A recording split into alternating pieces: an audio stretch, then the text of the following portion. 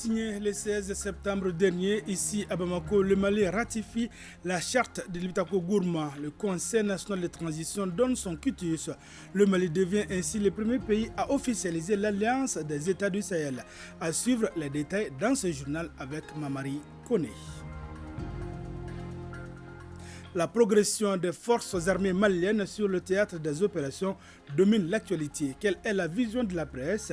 Comment les hommes des médias doivent se comporter et comment le traitement se fait pour accompagner les hommes sur le terrain? Vous entendrez tout à l'heure certains journalistes et patrons de presse sur la question. Mesdames, Messieurs, bonjour et bienvenue aux informations. Les membres du Conseil national de transition ont donné hier leur quitus à la charte de Liptako Gourma. Ainsi, le Mali devient le premier pays à donner son feu vert à l'Alliance des États du Sahel. Les détails avec Mamari Koné. Des applaudissements nourris pour le ministre des Affaires étrangères et de la coopération internationale, Abdoulaye Diop. Il est l'un des artisans de la création de la charte instituant l'Alliance des États du Sahel. Après la mutualisation des projets de développement et l'exploitation des ressources naturelles au sein du Liptako Gourma, le Burkina Faso, le Mali et le Niger s'organisent pour apporter des réponses communes aux défis sécuritaires communs.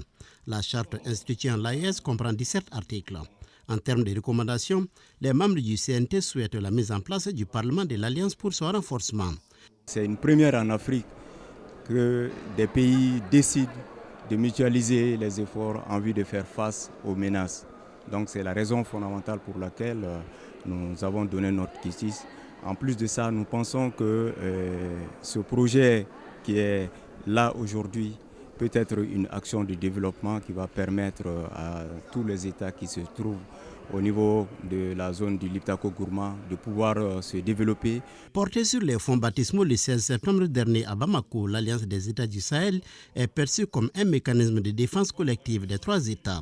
Le Mali, sous le leadership éclairé du colonel Assimi Goïta, est désigné comme partie dépositaire de la présente charte.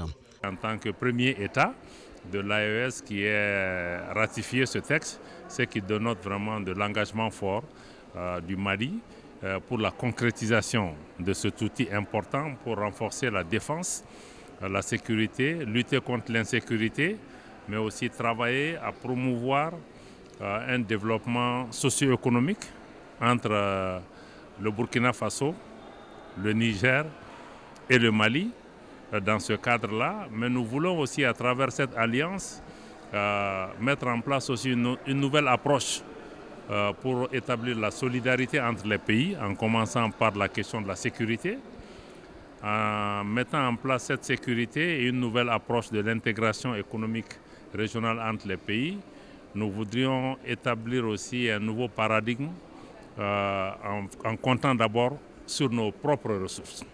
Les membres du CNT ont posé des questions de compréhension et apporté des contributions pour une meilleure vulgarisation de la charte. Le projet de loi est ainsi voté à une écrasante majorité, soit 140 voix. Son financement est assuré exclusivement par ses États membres. Je crois que c'est une donnée importante. Il y a une dynamique très forte au sein de l'AES dont nous pourrons tirer profit. Parce que ce que nous voulons, c'est que cette organisation soit aussi différente de toutes celles qui existent et de toutes celles qui l'ont précédée, en investissant davantage, je l'ai dit, sur la solidarité, mais aussi en investissant dans les peuples, notamment les jeunes, les femmes, qui sont des acteurs économiques, mais aussi des facteurs de paix. Le président du CNT, le colonel Malik Diao, a salué les présidents du Burkina Faso, du Niger et du Mali pour avoir compris le sens de l'histoire. A noter que le projet de budget 2024 du Conseil national de transition a été adopté à huis clos. La vision de la presse face à l'évolution des forces armées maliennes sur le théâtre des opérations.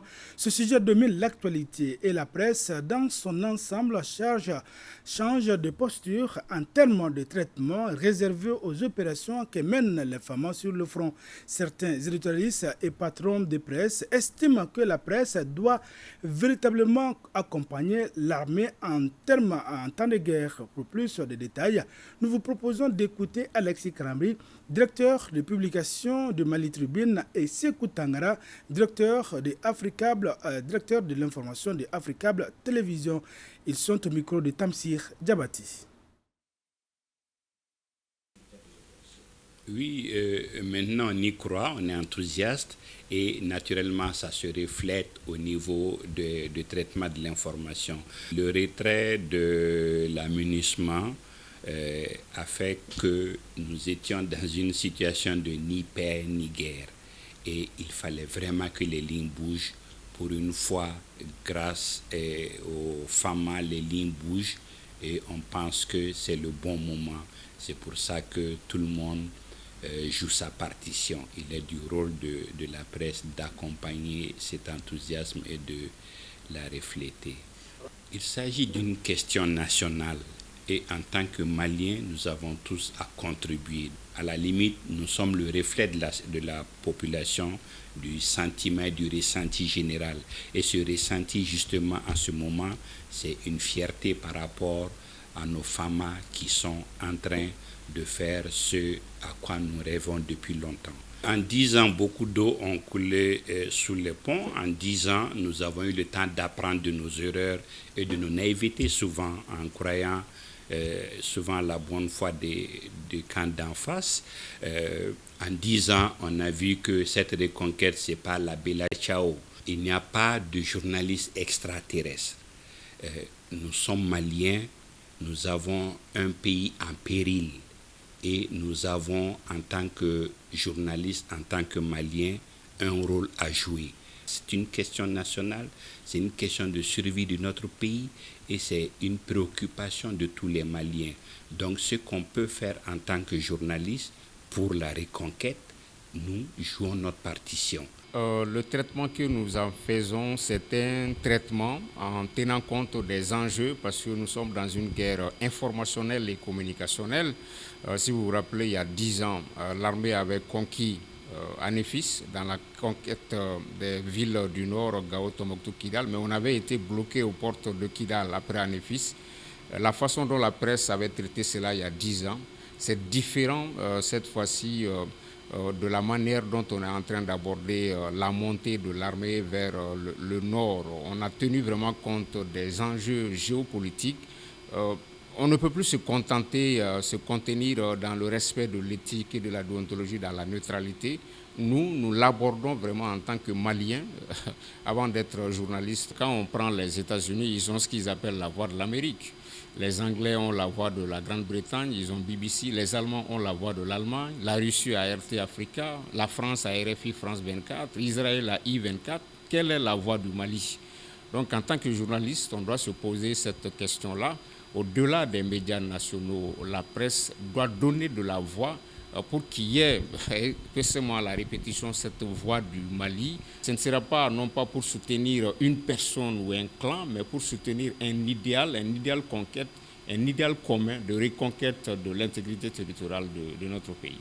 On se contente pour le moment de ce que la DIRPA offre, ce que l'armée donne, mais ce sera mieux une fois que la presse soit souvent sur le théâtre des opérations pour constater de visu. La dynamique démographique, la paix, la sécurité et le développement au Sahel, ces sujets sont au centre d'une session internationale de haut niveau ici à Bamako. Ce séminaire de 3 jours permettra aux participants de dégager des pistes de solutions pour une transition démographique réussie. Le point avec Aridjouma Tina. L'école du maintien de la paix à Blondembey et ses partenaires, notamment la République fédérale d'Allemagne, compte tenu de la dynamique démographique et de ses incidences sur la paix, la sécurité et le développement au Sahel, se propose de susciter davantage la réflexion sur la question qui est désormais un facteur déterminant pour l'avenir du Sahel. Le séminaire international de haut niveau, initié par l'école de maintien de la paix à Blondembey, va ainsi tenter d'apporter des réponses à la corrélation entre la démographie, la paix, la sécurité et le développement dans les pays du Sahel. Conformément à sa vision stratégique de se positionner comme un pôle de recherche sur la paix durable en Afrique et particulièrement au Sahel, l'école de maintien de la paix à Blondembey de Bamako initie depuis plus de 2 ans des rencontres de haut niveau pour traiter de toutes les thématiques qui concourent à la réalisation de cette vision déclinée en objectifs. C'est justement dans ce cadre que se situe le présent séminaire. La dynamique démographique est un facteur important, mais encore sous-estimé, de la politique internationale. C'est la raison pour laquelle l'Allemagne a mis en place 2 séries de dialogues virtuels sur la démographie. Au Mali, l'Allemagne continue d'accompagner le gouvernement de la transition dans ses efforts. Cela est une évidence. Le Sahel traverse une phase de croissance démographique fulgurante, toute chose qui interpelle les gouvernants dans leur politique de gestion et de prise de décision. Comment ne pas s'interroger sur de telles thématiques dans le Sahel?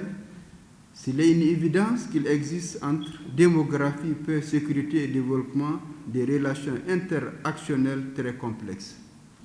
En l'espace de 20 ans, période très courte, la population des pays du Sahel pourrait doubler, ce qui la ferait passer en vase clos de 80 à 160 millions d'habitants en 2040.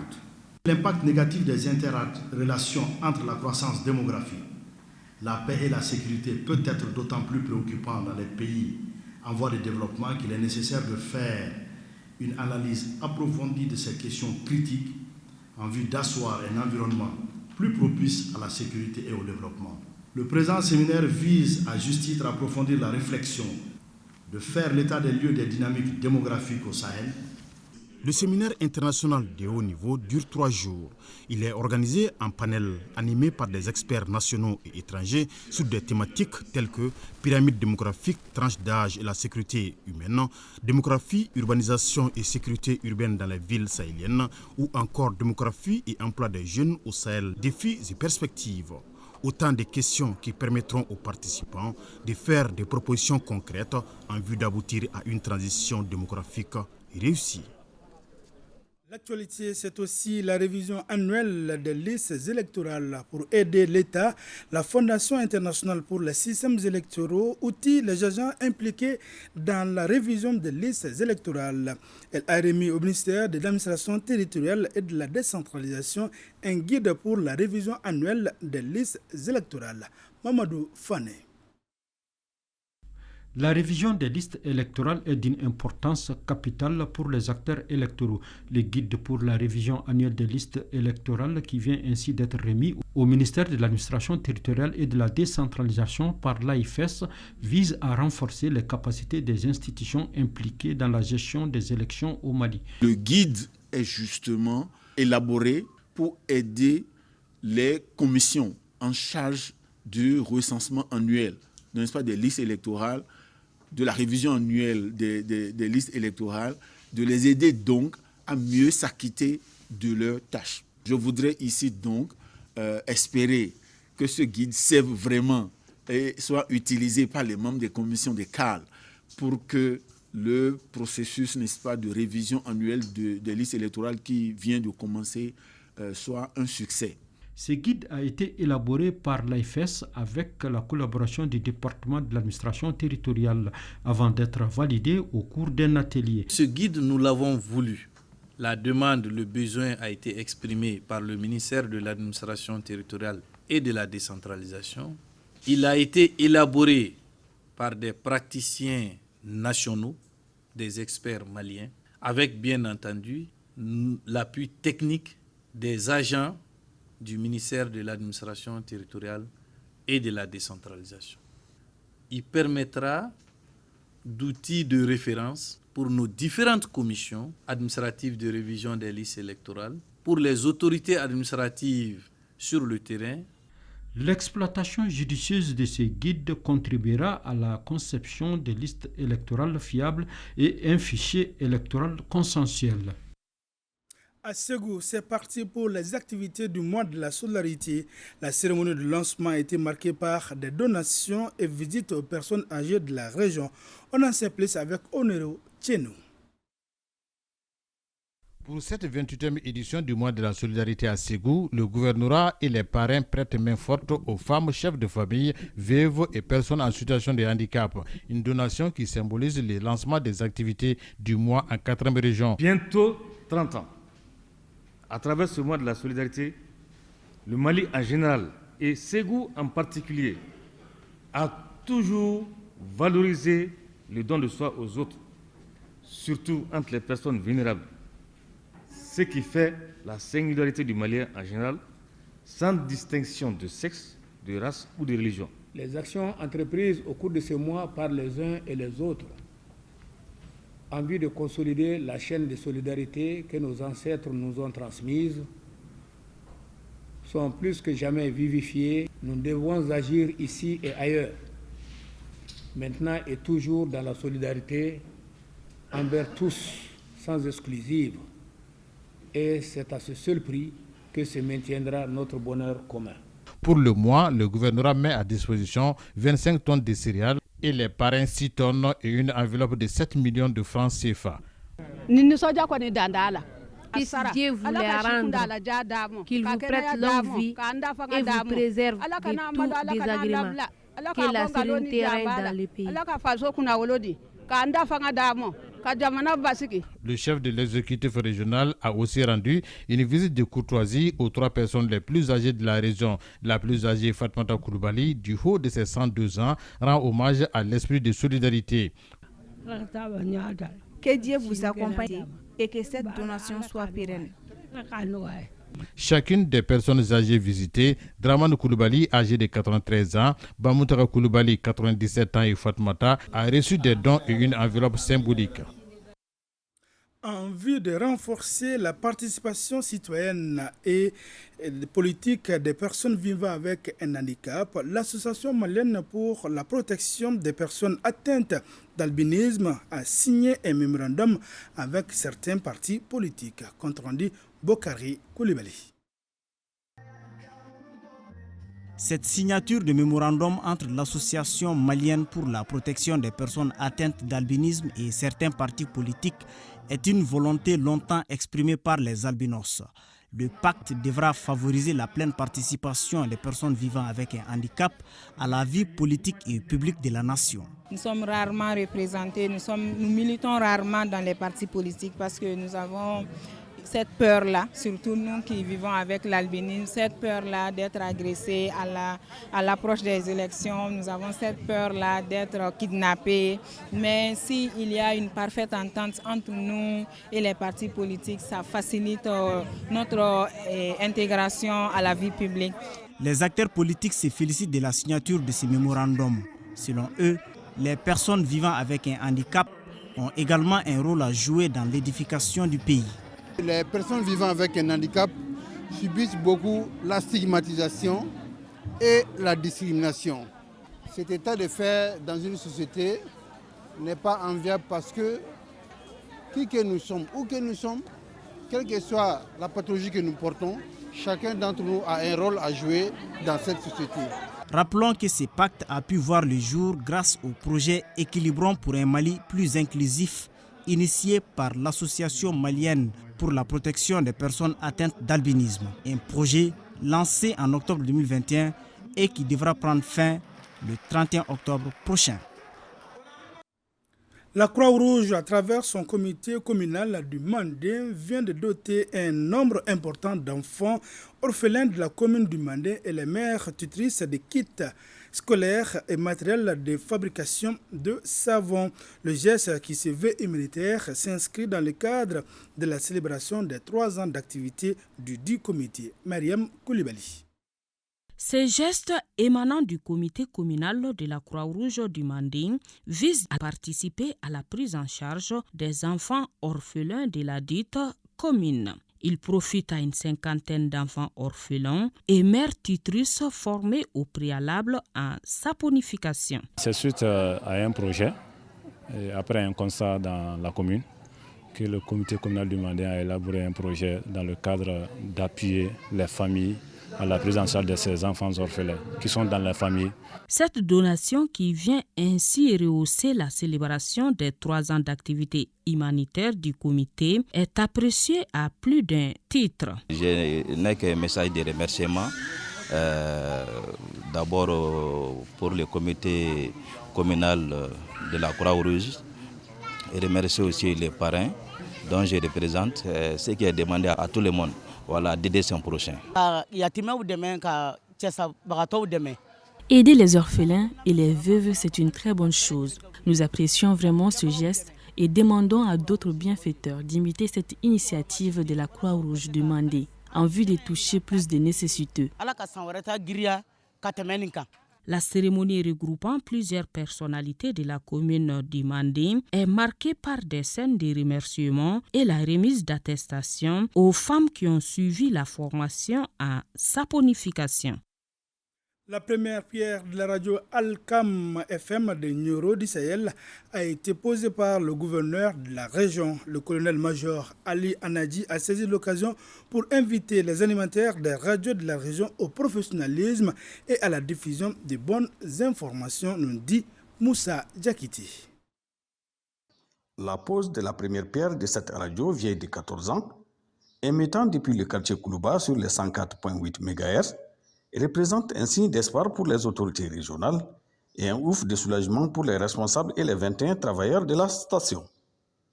En location depuis sa création en 2009, jusqu'à sa prise en charge par le calife Amadou Adital il y a 5 ans, la radio Alcam FM, communément appelée Radio des Peuls, n'a cessé d'informer, de sensibiliser et de divertir les populations de Nioro et environ.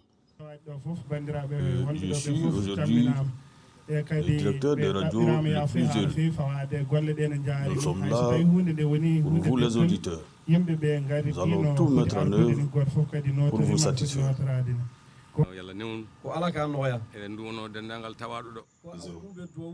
Je salue les autorités régionales pour leur présence à cette cérémonie. Alcam FM n'est pas une radio pour les Peuls seuls. Elle est au service de tout Nioro. Nous allons tout faire pour l'accompagner. Profitant de cette pose de première pierre, le chef de l'exécutif régional a rappelé à l'ordre tous les animateurs des radios de la région pour la diffusion des vraies informations. Soyez les porte-voix de la paix, les porte-voix de la réconciliation, les porte-voix du vivre ensemble. Une conférence débat sur le thème « Qu'est-ce qu'une bonne information ?» a mis fin aux travaux. Ainsi, c'est la fin de ce journal. Merci d'avoir été de nôtres. À demain, Inch'Allah, même heure, même plateau et pour d'autres informations.